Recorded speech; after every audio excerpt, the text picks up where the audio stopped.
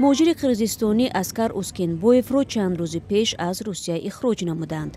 قبل از این او 5 روز در مرکز ساخر و یک مؤسسه پوشیده برای بازداشت موقت مهاجران در کنار مسکو نگهداری میشد. اسکر رو پلیس در نیمه ماه ایول در مترو دستگیر کرده بود.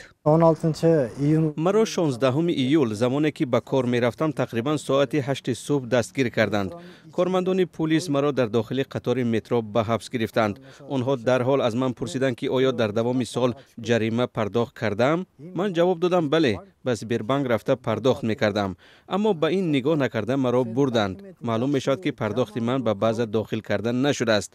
من زیاده از 1.5 روز را در اداره پلیس گذراندم. در آنجا کسی پروایی ندارد که شما در کدام حالت هستید، گرسنه هستید یا سیر، سالمید یا بیمار. بعد مرافعه سودی شد و مرا به ساخروا فرستادند. دادرس حتی به حجت‌های من نگاه نکرده قرار برآورد که مرا خارج کنند.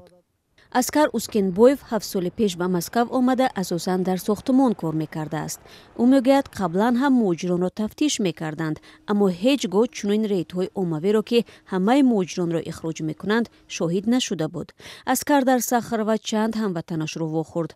آنها نقل کردند که در اینجا آنها را لط و کوب نموده مجبور میکنند که به جنگ با اوکراین روند. در ساخروا شرایط نگهداری بسیار بد بود. در روز اول در یک اتاق 42 مهاجر ازبک و تاجیک و قرغیزستانی بودیم. شب دراز کاندیسیونر کار میکرد و ما از خنکی میلرزیدیم. روز دوم ما را 10 نفری به حجره ها تقسیم کردند. ما 2 قرغیزستانی و 8 ازبکستانی در یک جا نگهداری میشدیم. در یک شبانه روز همگی 2 ساعت ما را به بیرون میبرآوردند. من با قرغیزستانی های دیگر هم صحبت شدم. بعضی آنها از 3 تا 8 ماه در اینجا بودند.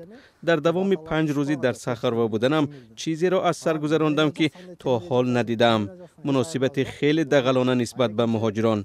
میگویند که راست رو غوغا نکن. وقتی که کارمند به حجره وارد می شود فوراً باید از جا برخاسته نجنبید و در همه جا حتی در حاجتخانه کامراها گذاشته شدند.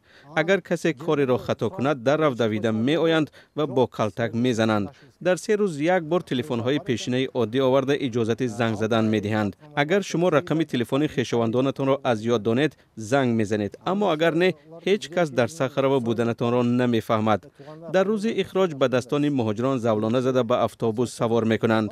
در برابر این هرچند مهاجران آرامانه راه می روند و ترتیبات را خللدار نمی کنند، کارمندان تحقیر کرده داد می زنند، دشنام می دهند، با کلتک هم می زنند. در فرودگاه نیز ما را همچون جنایتکار صف کشانده دست به کتفی همدیگر می گذاشتند. مجبور میکردند که در یک جا 3 ساعت راست ایستیم. اگر مبادا شیشتن خواهیم آمده میگفتند که میخواهی کلتک خوری. بسیار علم آور است که با ما همچون تروریست و جنایتکار مناسبت میکنند. به گفته اسکر در ساخروا مهاجران را نه تنها میزنند بلکه غارت هم میکنند. همچنین شهروندان خارجی را برای رفتن به جنگ اوکراین تشویق مینمایند. هر روز آمده میگویند اگر کسی به اوکراین رفتنی شود طبق شرطنامه 1 ساله هر ماه 364,000 روبل میگیرد. در 1 سال شما زیاده از 4 میلیون درآمد میگیرید و در ولایت مسکو نیز به شما قطعه زمین میدهند.